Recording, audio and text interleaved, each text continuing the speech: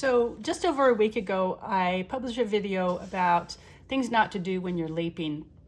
And I used the Chopin Nocturne in C# minor as an example of some things not to do, which included which included stretching your hand or twisting to get to your thumb. You could also avoid twisting to get to your 5, but not keeping the hand and the arm aligned.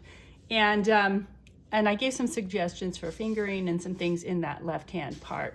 And then, of course, a couple days later, I thought of some other ideas that I wanted to include. So I'm going to just add these on. If you haven't watched the first video, that's okay. You can just watch this one, or you can go back and look for that.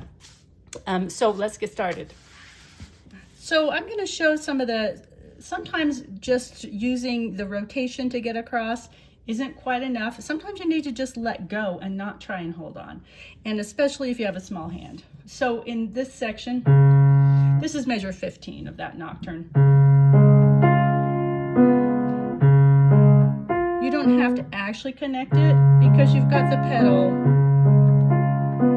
Okay, and so that's one example. And if you look at that, you can see that there's a shape going on here that I would describe that, I'm gonna move that back a little bit, as an over shape.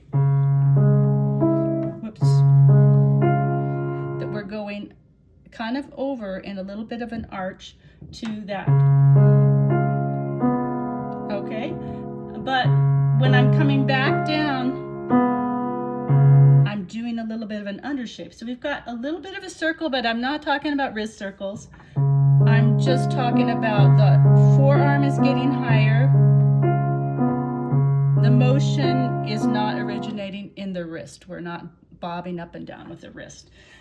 So that's a suggestion. Think of a shape going over and then a shape going under, meaning getting higher at the bottom. Okay, so that was a little exaggerated that time. And sometimes this 2 may still feel like a stretch. Some people can get across, but when we get to something like this is measure 18. An interval of a 1/6, it's pretty wide. And when I do that, do you see what happens to my thumb? How it instinctually starts stretching the whole hand, and this can cause fatigue. So anyway, it's a little better when it's actually on the keys, because you can kind of use the keys to hold your hand open a little bit. But another suggestion is just go to the 1.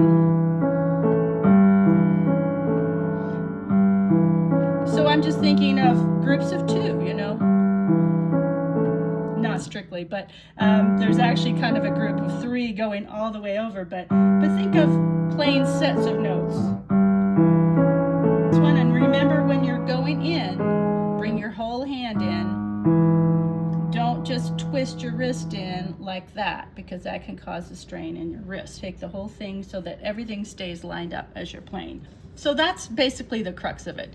If it's too much of a stretch to go from a 5 to a 2, or to play a 5th over from a 5 to a 2, go to a 5 to a 1.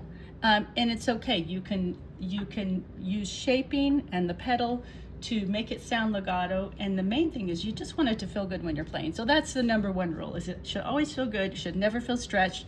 You should never feel twisted. Your forearm should always be aligned with your hand. And so that's the main thing. So good luck as you work on this. If you have questions, feel free to ask in the comments. And I want to say one other thing, and that is, as you're working out these fingerings and you're deciding, is it going to be a 5 to a 2? Is it going to be a 5 to a 1? What is it going to be?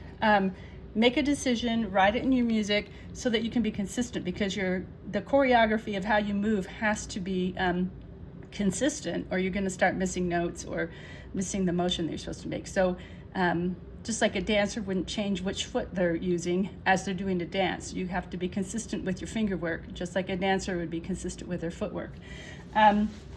So good luck with that. I do also have a request for a future video. Somebody asked me to talk about the middle section of this, where the left hand has an interesting rhythm and some tricky things there. So I hope to get to that soon. Good luck on your practicing, and we'll see you in the next video.